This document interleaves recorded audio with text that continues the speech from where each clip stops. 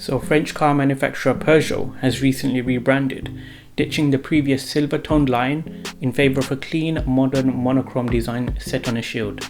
It's a reboot from the brand's classic 1960s logo, but with a modern twist, one that Peugeot hopes will help reposition itself as one of the more aspirational brands such as Audi, who by the way have also made a really cool new change to their own logo, something that I don't think I've ever seen done before.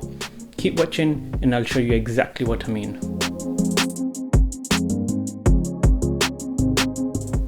Hey, it's Mo Ali here and I'm a senior creative professional based in London.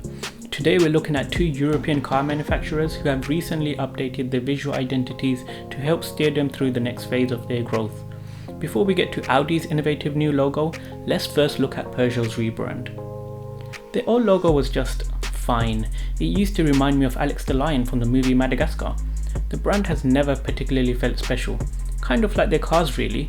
For me, the best thing the company has ever produced was their old Peugeot 206 commercial.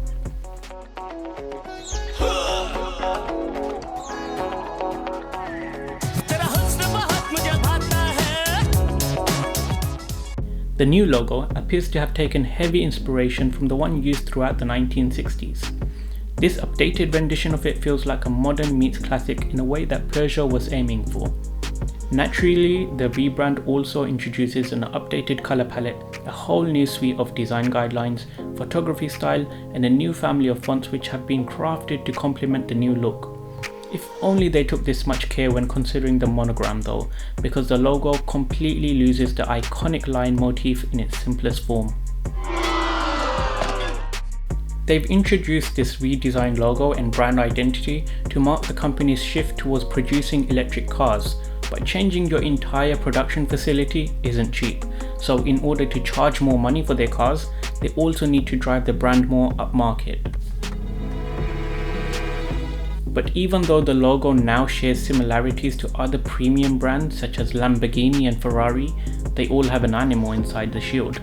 Whichever way you look at it, it's still a Peugeot, and as long as their products still look like this, nobody will think of them any differently. They're probably envious of Audi's market positioning. Like I mentioned earlier, the luxury German car giant has also evolved their own logo in a novel new way. I don't know if this has ever been done before, but Audi are introducing a variable width logo. Say what? They can basically be flexible in the thickness of the rings, adjusting them as they see fit. They can go from bold and chunky like me, down to thin and elegant like, well, not me. You're fat. I think you're a fat little boy. Now when I found out about this, I expected it to be used to perfect the optical balance of the logo at different sizing. However, so far they seem to be just using the weights as expressive design. There doesn't seem to be any correlation between the thickness of the rings and the typography or the messaging. Without any real structure in place, there's always the risk of it being misused and just being adjustable for the sake of it. At the end of the day, both companies will have to keep up with the ever-changing market.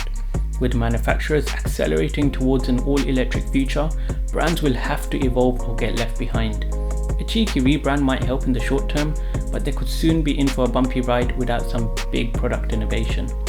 So I'd love to know which logo you think is better, the awesome new Peugeot brand or the adjustable Audi design. Let me know in the comments below. And if you enjoyed this, you might want to check out some of my other videos on big recent rebrands. Don't forget to press that like button and I'll see you in the next one. Peace.